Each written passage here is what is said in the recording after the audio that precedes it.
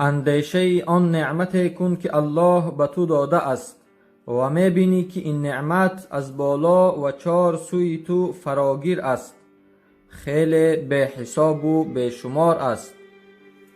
اگر نعمت الله را به حساب گیری حساب کردن نمی توانی.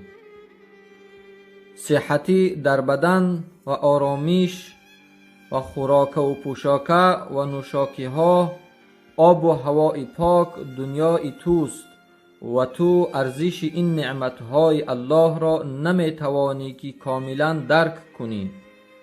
صاحب دو چشم و زبان و دست و پای هستی، آیا این نعمت الله نیست؟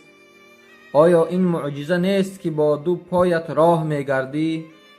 نفرانی هستند که راه گشتن نمی توانند، پایهای ایشان با سبب بریده و یا بالکل فلج و یا شل است. آیا حقیقت محض نیست که چشمانت را پوشیده خواب می کنی؟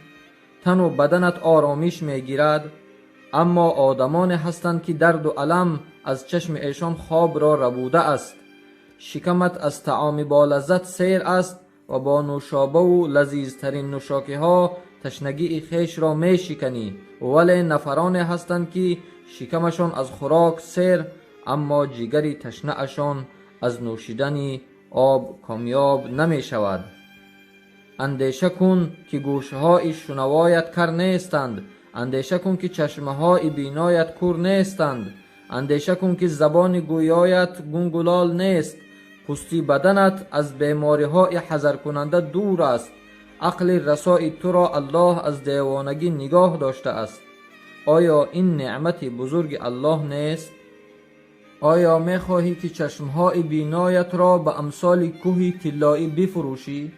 آیا راضی هستی که گوشهای شنوایت را به خانه و قصر با حشمت عوض کرده و کار گردی؟ آیا می خواهی که دو دست و پایت را بریده در عوضش هم وزن تو زر و طلا دهند و تو به دست و پای باشی؟ هرگز نه.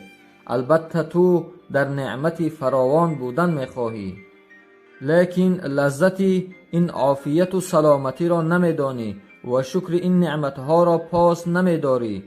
حیاتی غمگین به سر می بری، در فکر هر چیزی نبوده و دست نارس و غصه می خوری. هر چیزی که دسترس تو است شکر نمی گویی، همیشه بیقرار هستی. به اندک ضرر مالی سر و کلابه‌ات را گم می کنی، نمی دانی که سرت را به کدام دیوار کوبی، حال آنکه الله کلید خوشبختی ها را به دست تو داده است. شکر نعمت نعمتت افزون کند، کفر نعمت از کفت بیرون کند.